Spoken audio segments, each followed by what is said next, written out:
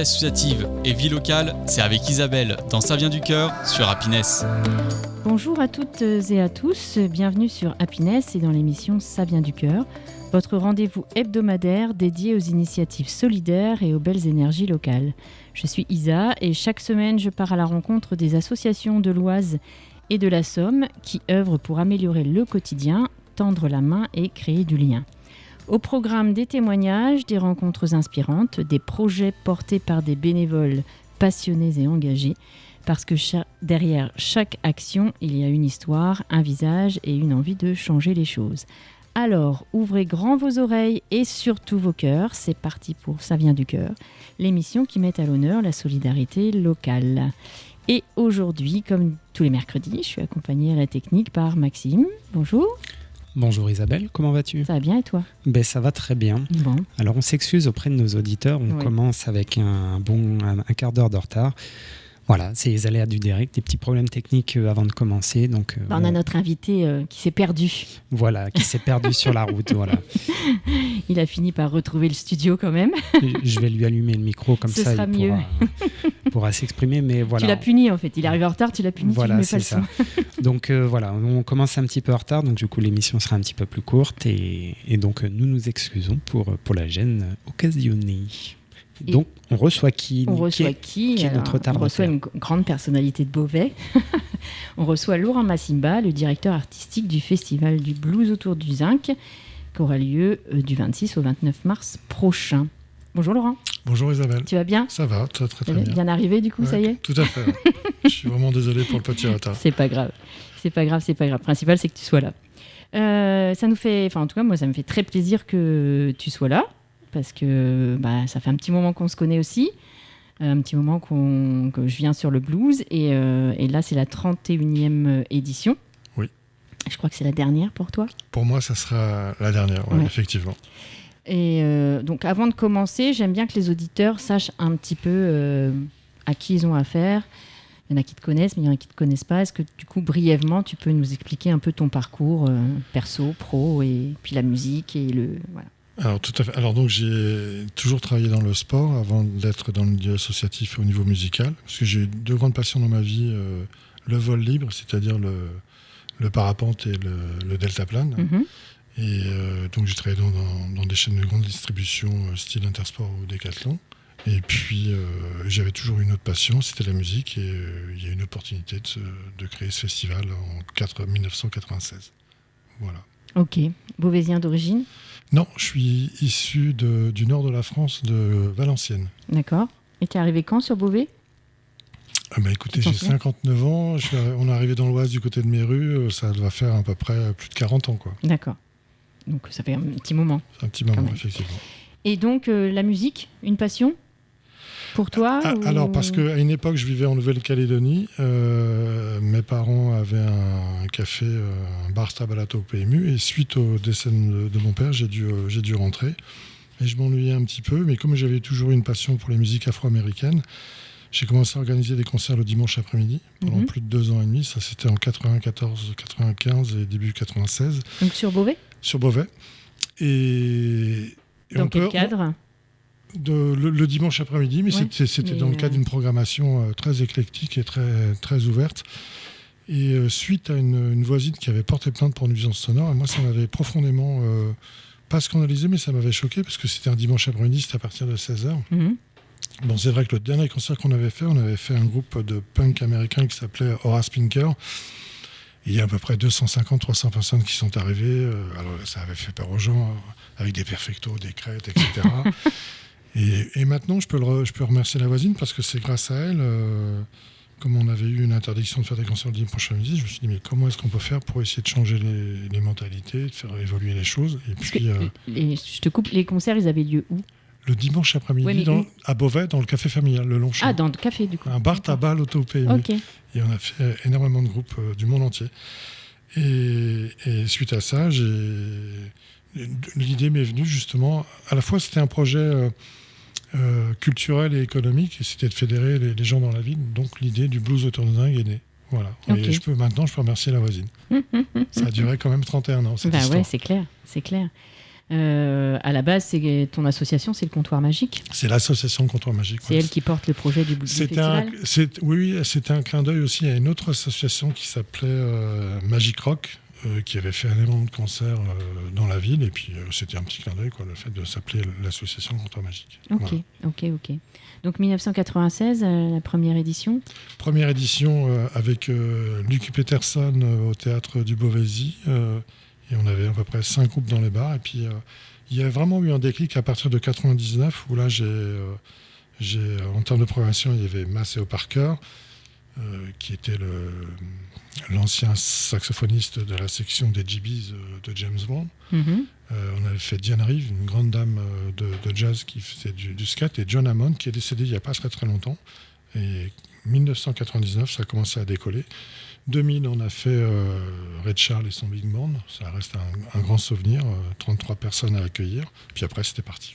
Après, j'en ai fait mon métier. Après, ça en a fait ton métier. Voilà. Ouais. Et comment tu vas chercher les artistes ? Est-ce que tu veux bien nous expliquer un peu ça ?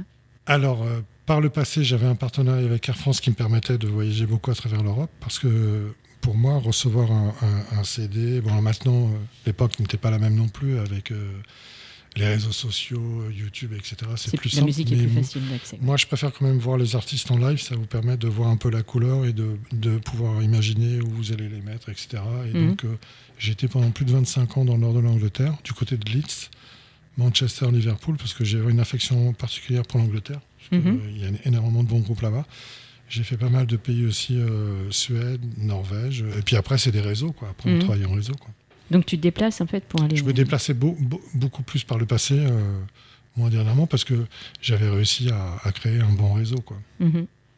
Et c'est quoi ? C'est des gens qui sont comme toi ou qui montent des festivals aussi ? C'est des gens qui ont des festivals, c'est des gens qui ont des clubs, et puis on arrive à...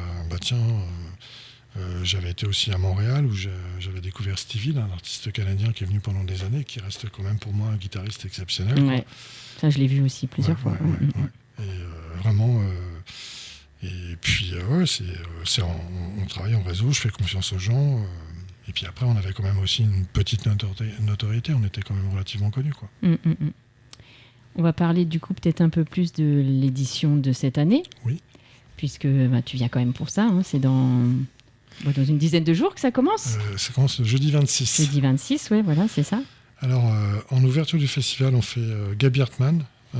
Gaby Hartmann, c'est quelqu'un qui fait du jazz vocal, c'est très classieux, très propre, très, très sobre. Et juste après, on fait D. Robert and the Altruff, un groupe de Nashville qu'on avait fait en 2018. Oui, je me souviens de ça. Et on est sur de la soul, de la musique afro-américaine. Donc ça, c'est le 26 mars. Ça, c'est l'ouverture à la Maladrerie Saint-Lazare. Voilà, les places sont toujours en vente. Le lendemain, on fait des concerts dans les bars, et donc il y a des choses... il y a des trucs sympas. Il y a des trucs sympas. Que ce soit Cutting Corner, Jack Calypso, Barts, OVNI, Gyros Machine. Et Étage 70, vous allez voir pourquoi j'en parle, parce que c'est un jeune groupe que j'ai découvert sur le festival de Blues sur scène, qui ont un tremplin. Et c'est des gamins qui ont à peine 18 ans, et musicalement, ça joue extrêmement bien, et ils chantent en français. D'accord. Et si je fais le parallèle, c'est parce que je suis dans une période de transition et de transmission, puisqu'il y a un nouveau directeur artistique qui va reprendre la main sur le festival et qui s'appelle Arnaud Bell, et qui est le directeur du festival de Blues sur scène, et qui en gère 10 autres. Parce que je me suis rendu compte aussi, parallèlement à tout ça, je pense que j'ai fait mon temps au bout de 31 ans. Et ce qui se passe aussi, c'est que les spectacles à l'achat coûtent de plus en plus cher. Il y a eu une augmentation de manière exponentielle, surtout sur les fluides, sur les fiches techniques, son, lumière, la sécurité, etc. Et lui, il est directeur artistique sur à peu près 10 festivals. Et vous avez plus de poids économique quand vous pouvez faire des propositions sur tout au long de l'année, sur une dizaine d'événements, quoi. Donc voilà. Et Étage 70, c'est mon coup de cœur. Et ils sont là 3 jours. Ils jouent le vendredi dans les bars à la place, à 21h, le vendredi 27. Ils jouent le samedi 28 au Rigalois dans un établissement spécialisé, à partir de 15h, et ça c'est gratuit. Et ils font la première partie de Bertrand Belin, le dimanche 29 en clôture à la Maladrerie Saint-Lazare. Un beau programme. Tout à fait. Le vendredi, on fait Stéphane Escher. Oui. Non, le samedi 28, pardon. Le samedi 28, oui, au théâtre. Alors, du oui, Beauvaisis. tout à fait. On est complet depuis septembre. Et ce qui m'intéressait dans le cadre de la programmation de Stéphane Escher, c'est que c'est très scénarisé, théâtralisé. C'est un concert, mais un peu comme à la maison, c'est-à-dire qu'il est tout seul sur scène. Il a son piano, son accordéon et sa guitare en voix. Et il parle de sa vie, de son parcours. Et je trouvais que ça pouvait être sympa aussi. C'était une approche différente, tout à fait. Puis j'avais besoin, il y a pas mal de gens qui ont critiqué, qui disaient que c'était pas assez blues ou pas trop blues, pas du tout. C'est vrai qu'on en a un peu éloigné, mais j'avais besoin aussi de poésie, d'artistes qui maîtrisent extrêmement bien les mots, que ce soit Escher ou bien évidemment Bertrand Ballin en clôture, que j'adore personnellement. Quoi. Et puis après, la musique, je veux dire... Ok, c'est le festival du blues autour du zinc, mais on peut graviter aussi un petit peu autour. Je vois là, il y a par exemple Welcome Dr Psycho, c'est pas vraiment du blues non plus, ça. Ah non, c'est un peu métal. Non, je confirme, c'est vraiment pas du blues. Hein. Quand j'ai vu ça, je me suis dit, mon technicien va être content. Oui, enfin, disons que c'est du blues, mais très énervé, on peut dire ça comme ça. Ouais, c'est vrai. Donc voilà, mais après, la musique est universelle, je pense. On est bien d'accord. Moi, j'ai jamais été sectaire non plus dans mes goûts musicaux. Comment, du coup, tu vas démarcher toi-même les endroits, les cafés, le théâtre Ah bah c'est reconduit d'une année sur l'autre, et là, j'ai un petit problème. Alors, au départ, comment t'as fait ? Alors, au départ, quand j'avais décidé de faire Lucky Peterson sur la première édition au niveau du théâtre, eh ben, j'ai démarché. On avait commencé avec 4 ou 5 bars. Dans le plus haut de la programmation, dans le cadre du festival, on est monté à 15 bars ou 16 bars, où des fois on avait 2 ou 3 groupes, des artistes qui venaient du monde entier, quoi. Mais parce qu'on avait plus de moyens, c'était plus facile. Et puis après, il peut y avoir aussi une période d'essoufflement aussi. Les gens, ils se lassent aussi un petit peu, quoi. Il y a eu le Covid aussi, qui nous a pas fait du bien non plus. C'est pour ça que le vendredi, on n'a qu'une seule soirée on n'a qu'un seul soir dans les bars, le vendredi 27, puisqu'on s'est rendu compte depuis plusieurs années que ça s'essoufflait un petit peu le samedi dans les bars. Les gens, en termes de consommation, je sais pas, peut-être qu'ils préfèrent peut-être rester chez eux, j'en sais rien, mais voilà. Sorte moins. Et donc, comment t'as fait au départ pour aller...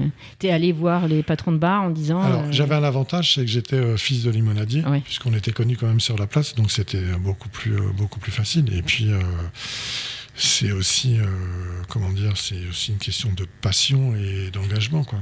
Mais j'avais 20 ans de moins aussi, donc ça aide. C'est plus facile aussi.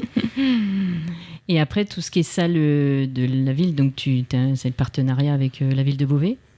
Ah oui, on est partenaire avec eux depuis maintenant 31 ans et ça se passe relativement bien. En plus, il y a quand même des lieux assez magnifiques. La maladrerie, l'ouvre-boîte, la salle d'ouvre-boîte, elle est en travaux, je pense que jusqu'en 2000... je crois, on les a reçus il n'y a pas très longtemps. Et puis les espaces, où on a pu faire des gens aussi comme... Red Charles et son Big Band, Marcus Miller, la chapelle Rostropovitch aussi. On a toujours été un peu partout. On a fait plein d'actions. On a fait énormément d'actions pédagogiques aussi dans les collèges. J'ai fait aussi énormément de concerts depuis pendant moins 25 ans en milieu carcéral. Parce que pour moi, le volet tout répressif, ça fonctionne pas. Et donc pour moi, c'était important. Là, on n'en a pas fait depuis 2 ans parce qu'il y a des restrictions budgétaires et c'est un peu compliqué, quoi. Donc voilà.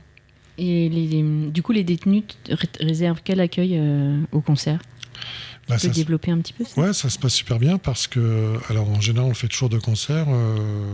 Avant, on avait des maisons d'arrêt, maintenant il n'y en a plus, c'est plus des centrales. Parce qu'avant, on en faisait 3. On avait la maison d'arrêt de Beauvais. On avait fait un France Inter en direct avec Béli Fleury et tout, avec un artiste qu'on avait fait venir, Ken Duchesne. Ça, c'est un super souvenir. Et puis, on a fait venir un pianiste de jazz d'Iran. Et puis, on a fait énormément de choses. C'est-à-dire que moi, ce que j'ai toujours vendu, je suis juste qu'un passeur, mais ce que j'ai toujours vendu, c'était du lien, quoi, le fait de se retrouver. Et après, il y a les... Est-ce qu'après, il y a un échange entre les artistes et les détenus ? Tout à fait. Il y avait justement un temps d'échange après le concert. Ok. On va passer à la première pause musicale. Nous revoici sur Happiness et dans l'émission Ça vient du cœur. Aujourd'hui, nous recevons Laurent Massimba, directeur artistique, décidément, du Festival du Blues autour du Zinc qui aura lieu à Beauvais du 26 au 29 mars prochain. Donc, tu nous parlais, Laurent, des interventions en milieu carcéral. Voilà, je voulais savoir un petit peu quel était le retour des détenus, les échanges qui pouvaient avoir lieu avec les artistes. Qu'est-ce qu'ils en pensent, qu'est-ce que ça leur fait? Est-ce que... J'ai toujours fait ces concerts-là dans une démarche aussi de leur donner une fenêtre sur l'extérieur. Et puis, le lien de pouvoir justement s'échapper pendant... en général, on avait le droit à 30 ou 40 minutes après le concert pour pouvoir échanger sur le parcours des artistes, de ce qu'ils avaient fait. On a fait des ateliers de MAO, de musique assistée par ordinateur. On a fait des ateliers de graphe aussi. On a fait plein de choses. Là-bas, en milieu carcéral? Oui, en milieu carcéral, tout à fait. Ouais. Ok. Et puis, tu parlais aussi d'intervention en milieu scolaire? Oui, alors ça, on en a fait pendant des années en partenariat avec le conseil départemental de l'Oise, puisque c'est eux qui gèrent les collèges. Mmh. Et c'était essentiellement axé sur des groupes anglophones, pour que justement, il y avait un travail qui était fait en amont avec les enseignants, pour qu'ils puissent échanger et poser des questions en anglais. D'accord. C'était fun, c'était bien. J'imagine. Donc, il y avait un petit concert? Il y avait toujours un concert. J'ai fait énormément de gens d'Angleterre, d'Irlande, d'un peu partout. Et ils devaient poser des questions et s'exprimer qu'en anglais après le live. Et c'était sur Beauvais ou c'était aussi en campagne? On a fait tout le département de l'Oise. On a été sur Compiègne, on a été un peu partout, quoi. Vraiment. Okay. Et ça, c'est fini aussi, du coup? Pour l'instant, oui. Ouais. Mais Arnaud Robel, qui va reprendre la direction artistique, il va s'y attabler. Je pense qu'il a plein de projets, plein d'idées et tout. Donc c'est bien aussi, quelque part. L'apogée du festival, c'était quoi à peu près? Pardon? L'apogée du festival. Parce que là, c'est 3 jours. Mais il y a une époque, moi je me rappelle, c'était pas 3 jours. C'était 9 ou 10 jours, quoi. Ouais. Non, c'est clair. Ça, c'était quoi, dans les années 2000? 2010 2010, ouais. La période où on a fait aussi Chuck Berry, la période où on a fait Deep Purple et Temptation, il y a eu un moment de... Et du sacré star, quand même, qui sont nés à Beauvais. Je suis fier de mon parcours, sans aucune prétention, mais le fait d'avoir reçu Chuck Berry, parce que moi j'ai toujours aussi aimé tout ce qui était un peu rock'n'roll 50, c'est des choses qui m'ont toujours plu, quoi. Donc, et ça restait quand même... une icône, quoi, de la musique noire américaine, quoi, comme Ray Charles. Oui, c'est ce que j'allais dire, comme Ray Charles. Marcus Miller aussi, je garde un super souvenir. J'avais pas réussi à faire P. Willis parce qu'on avait fait Maceo Parker en 99, parce que dans la section rythmique des GBs, la section cuivre, il y avait Fred Wesley, P. Willis et Maceo Parker, qui était le saxophoniste. Et j'ai jamais réussi à avoir le trompettiste P. Willis, mais on avait eu...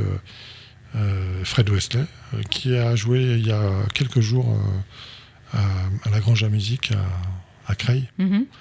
Et ça restait un tromboniste exceptionnel. Et moi, je garde en mémoire un souvenir d'un bœuf entre Marcus Miller et Fred Wesley, un bœuf d'anthologie. Vraiment. Oui, parce que je pense qu'il y a, après les concerts aussi, il y a des choses qui se passent, non? Non, là, ça s'était fait sur scène. Marcus Miller, il avait appris parce que Fred Wesley, on l'avait gardé la veille. Et dès qu'il a su, il nous a demandé est-ce qu'il vienne sur scène. Et on lui avait mis un tabouret, il a pris son trombone et ils ont tapé le bœuf ensemble sur scène. Génial. Ouais, ça c'est sympa. C'est des grands moments. Et il y a eu aussi, moi je me souviens d'un... je sais pas comment on peut dire ça... le Magic Mirror. Comment tu peux le décrire, toi? Alors ça a été un drame pour moi parce que j'étais vraiment attaché au Magic Mirror. On l'a eu pendant 12 ans.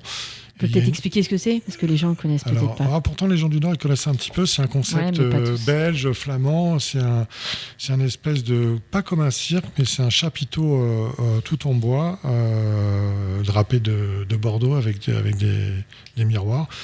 Et moi, j'adorais ce lieu parce que c'était un lieu de proximité de ce que les gens ils prenaient plaisir à... Vous en avez eu un? Il y en a eu un ici à Amiens pendant des années dans le cadre du Festival de Jazz. Ah, ça, je ne sais pas. Ouais. Alors, le problème, on a eu un problème avec le département. Et lui, je ne l'ai jamais oublié. Je n'étais jamais sorti du bois, mais... comment s'appelle-t-il, le président de l'époque du département de l'Oise qui s'appelait Yves Rome. Et il nous a sucré une subvention. On est passé de 80 000 € à 0. Ah oui. J'ai été le voir, je lui ai expliqué qu'on ne pouvait pas se désengager. Vous pouvez, les politiques peuvent se désengager. Mais vous rencontrez les gens de l'association, vous leur expliquez qu'on peut se désengager par tranche de 20 ou 15 000 ou 25 000 ou 30 000 par an, quoi. Et là, on est passé à zéro, quoi. Ce qui fait que plus de Magic Mirror. Plus de Magic Mirror, sauf que lui, après, il s'est fait éjecter, il n'est jamais revenu, et nous, on est toujours là. Voilà. Fin mot de l'histoire. Petite vengeance personnelle. Ouais, non, mais parce que j'aime pas spécialement le conflit, mais j'avais été vraiment amer, quoi. En plus que c'était pas justifié, quoi. Et puis c'est vrai que les concerts dans cet endroit, c'était quand même super. C'était rock'n'roll. Ouais. C'était magique. Ouais, vraiment. Ouais, c'était très chouette. La soirée à blues féminin. Oui, ça, je voulais revenir dessus aussi. Elle n'a pas été créée tout de suite, cette soirée-là ? Non, alors la période, je m'en souviens plus, mais ça a été le mardi. Et puis, on a fait... des sacrés artistes qui sont venus. Sacrés artistes, ouais, non, c'est clair. Et puis, mon dernier coup de cœur, c'était Kaz Hawkins. Ah bah, j'allais en parler. Moi, je l'adore. J'adore, ouais. Et ça, ce que j'ai toujours aimé faire, c'était aussi d'aller chercher des artistes pour qu'ils viennent pour la première fois en France. Si c'est pour avoir une programmation assez lissée de ce qui se fait un peu partout, pour moi, il n'y avait aucun intérêt. Et je l'ai rencontré à Belfast. Et avant, elle faisait plutôt un peu tout ce qui était un peu rock 50, et puis elle a vraiment évolué, et on a été les premiers à la faire en France. On l'avait gardé 8 jours, 9 jours. Elle avait joué dans les collèges, elle avait tout retourné partout où elle passait. Non, ça reste un grand moment. Graine Duffy aussi, une artiste qui venait aussi d'Irlande. Non, on a eu plein de gens. Ouais. Voilà. Et pas beaucoup de Français, en fait. Enfin, alors, moins. Alors, on a fait Paul Persson, on a fait Patrick Verbeek. Paul Persson, c'est pas un bon souvenir parce que sa femme, qui était sa manageuse, elle était vraiment chiante. Pas agréable du tout, quoi. Donc, je ne regarde pas. Mais Paul Persson, ça restait un grand moment. Et c'est Steve Hill qui avait fait la première partie de Paul Persson, quoi. Ils étaient à 3 sur scène. Non, ça avait été une journée assez compliquée, vraiment. Parce que la dame, elle n'était pas gentille. Parce qu'elle n'était pas très sympa, pas très avenante, quoi. Voilà. T'as d'autres anecdotes comme ça sur les artistes Alors, j'ai un grand souvenir, j'en ai parlé il n'y a pas longtemps dans la presse. C'est quelqu'un que tu connais qui s'appelle Cécile Chamorro. On avait, on devait accueillir Ray Charles et son Big Band. Et on devait aller chercher à Orléans en autobus, en car. Donc il y avait à peu près 40 personnes. Et donc sur le contrat, sur la fiche technique, on devait accueillir Ray Charles et tout au Ritz à Paris. C'est un truc classique. Mais après, moi, j'ai fait l'inverse parce que je me suis rendu compte que la plupart des gens, ils focalisaient toute l'attention sur la vedette, la star, etc. Et puis les autres, voilà, quoi. Et donc, avec plusieurs bénévoles, on a acheté des bouquets bulles, du champagne. C'était pour le fun, pour le geste, et aussi des petits fours. Et c'était leur dernière date de tournée. Et quand vous faites des tournées de 30 ou 40 ou 50 jours, la dernière, vous avez envie de rentrer chez vous, quoi. Les gens sont assez fatigués, quoi. Et le régisseur de tournée de Ray Charles, il l'a appelé directement pour dire voilà, on a été accueillis comme ça n'a jamais été fait. Et on avait reçu tout le big band, parce que pour moi, Ray Charles, c'était vraiment un génie, quoi, de la musique. Mais avec son big band, c'était magique, quoi. Ils étaient 32 sur scène, etc. Il y avait les Raylettes. Pour moi, c'était un rêve, quoi. Et ça reste un super souvenir. C'était magique. Donc un grand moment. Un grand moment. On peut peut-être parler des points de vente où on peut se procurer aussi les billets. Alors, vous pouvez acheter directement des billets. Bon, Escher, c'est complet déjà depuis le mois de septembre. Ouais. Sinon, il reste des places pour l'ouverture. La clôture Belin, il faut se dépêcher parce qu'il en restait à peu près une centaine de places à vendre sur la jauge Maxi. Vous pouvez en trouver sur notre site internet, www.zingblues.com. Et sinon, tout ce qui est billetterie classique, c'est-à-dire Fnac, Ticketmaster, Billettel. Donc voilà. Et puis sur Beauvais, j'ai vu qu'il y avait aussi à l'Office du Tourisme. L'Office de Tourisme, on est partenaire avec eux depuis le début. Tout à fait. On va passer à la deuxième pause musicale. Nous revoici sur Happiness, dans Ça vient du cœur. Aujourd'hui, nous recevons Laurent Massimba, directeur artistique du Festival du Blues autour du Zinc de Beauvais, qui va faire sa 31e édition du 26 au 29 mars prochain.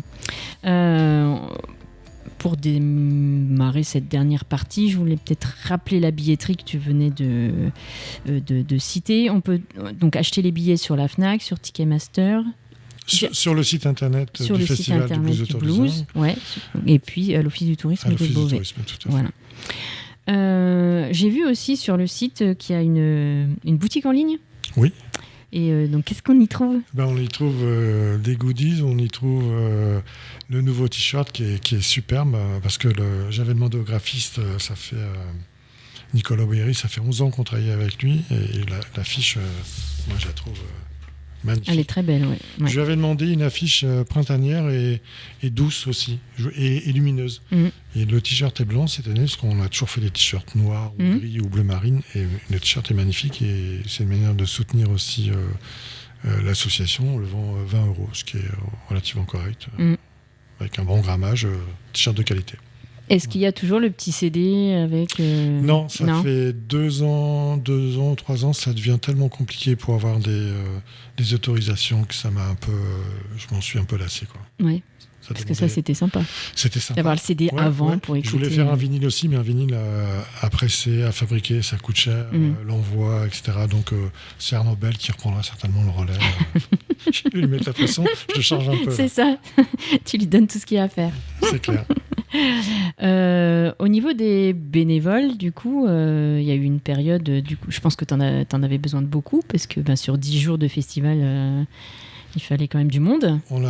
Ça oscille entre 80 et 90 bénévoles, et là, cette année, c'était un peu compliqué, parce que comme on est sur un festival de 4 jours, donc on a dû réduire, on a à peu près 45 personnes présentes sur le festival. Ok, pour s'occuper des artistes et tout ça, mais j'imagine qu'en amont, il y a quand même des choses à préparer. Oui. Alors après, le bénévolat, pour ceux qui nous écoutent et qui connaissent un petit peu l'investissement des gens dans le bénévolat, c'est pas toujours facile non plus, quoi. Entre ceux qui portent le projet et ceux qui donnent un coup de main, c'est pas facile.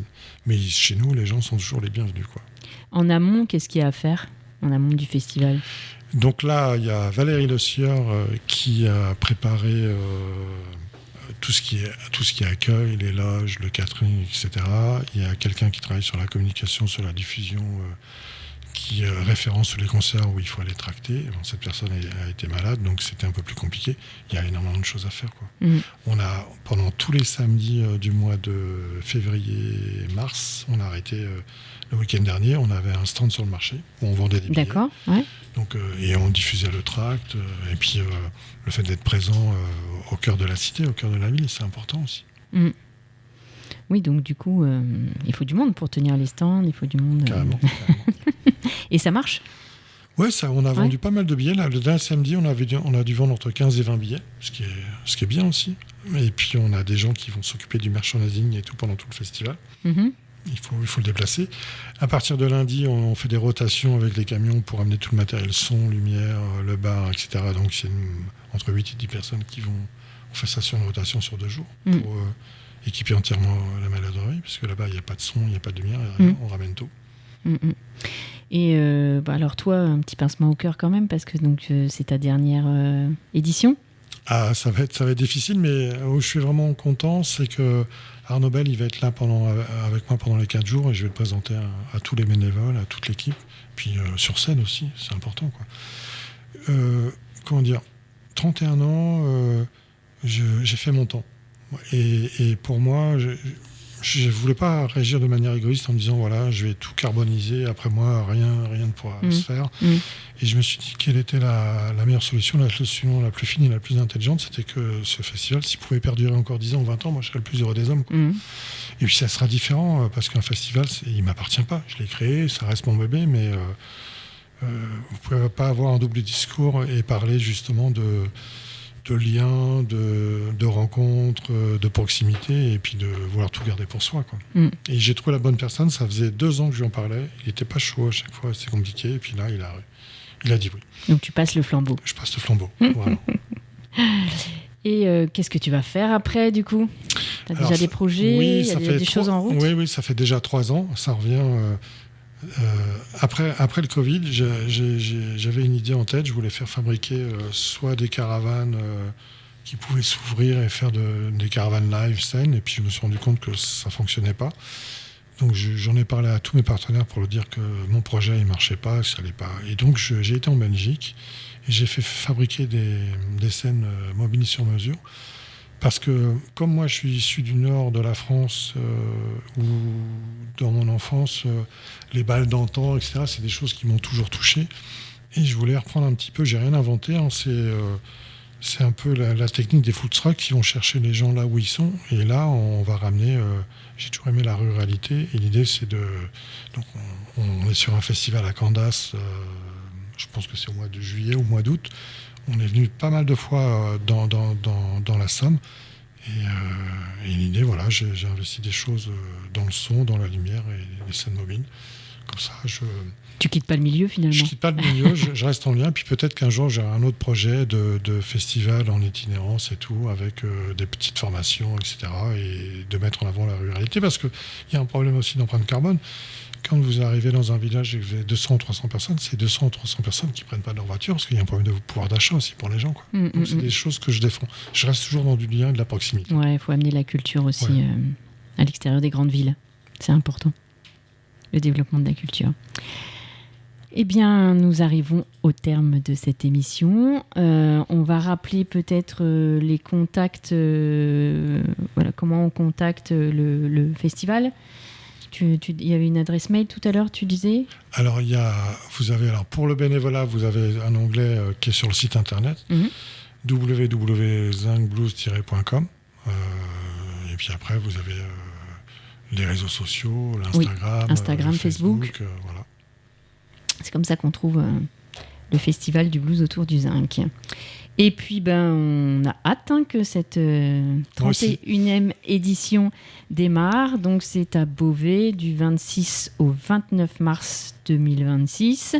L'ouverture à la Maladrerie Saint-Lazare avec Gabi Hartmann et De Robert and Alf Truss, si je prononce bien. Très, très bien.